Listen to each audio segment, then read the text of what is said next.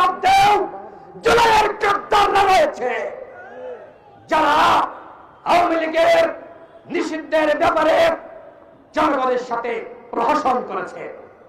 এই সরকারের উপদেষ্টাদেরকে আমরা দায়িত্ব দিয়েছিলাম, তারা একটি সংস্কারের রোডম্যাপ দিবে, বিচারের রোডম্যাপ দিবে, নির্বাচনের রোডম্যাপ দিবে। এখনো পর্যন্ত সরকার কি করতে চায়, কবে বিচার হবে, কবে নির্বাচন হবে,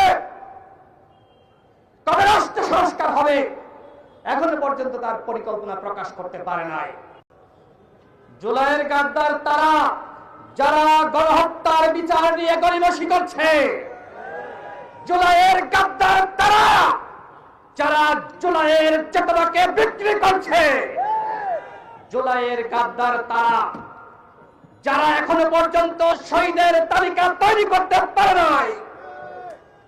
জুলাইয়ের গাদ্দার তারা, যারা এখনো পর্যন্ত শহীদ পরিবারকে ক্ষতিপূরণ দিতে পারে নাই। এই সরকারের উপদেষ্টাদের মধ্যেও জুলাইয়ের গাদ্দাররা রয়েছে, যারা আওয়ামী লীগের নিষিদ্ধের ব্যাপারে জনগণের সাথে প্রহসন করেছে। জনগণ তো আপনাদেরকে ম্যান্ডেট দিয়ে দিয়েছিল, কেন আবার আন্দোলন করা লাগলো? যে আওয়ামী লীগ বাংলার মাটিতে রাজনীতি করতে পারবে না। এদেশের জনগণ 5 আগস্টে তো রায় দিয়ে দিয়েছে আওয়ামী লীগ নিষিদ্ধ। সুতরাং এই যে প্রজ্ঞাপন জারির জন্য আবার আন্দোলন করা লাগলো, যমুনা ঘেরাও করা লাগলো, ঐক্য বিনষ্ট হলো কেন রে ভাই? এই সরকারের উপদেষ্টাদেরকে আমরা দায়িত্ব দিয়েছিলাম, তারা একটি সংস্কারের রোডম্যাপ দিবে, বিচারের রোডম্যাপ দিবে, নির্বাচনের রোডম্যাপ দিবে। এখনো পর্যন্ত সরকার কি করতে চায়, কবে বিচার হবে, কবে নির্বাচন হবে, কবে রাষ্ট্র সংস্কার হবে, এখনো পর্যন্ত তার পরিকল্পনা প্রকাশ করতে পারে নাই। রাজনৈতিক দলগুলোর সাথে জুলাইয়ের শক্তির সাথে আজকে যে সরকারের দূরত্ব, এর কারণটা কি?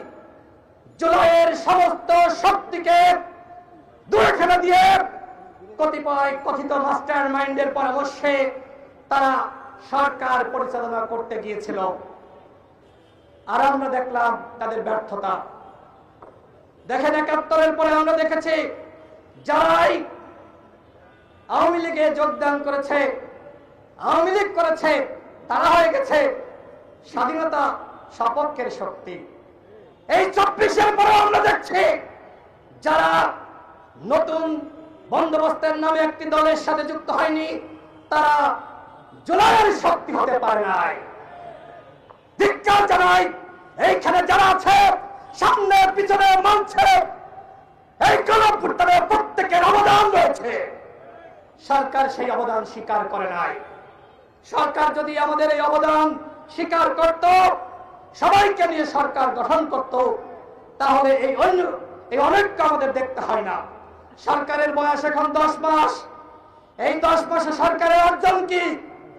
গণহত্যার বিচার সরকার কি কি করেছে, রাষ্ট্র সংস্কারে কি কি করেছে, নতুন বাংলাদেশ বিনির্মাণে কি কি করেছে, তার জবাব দিতে আমরা চাইতে পারি না।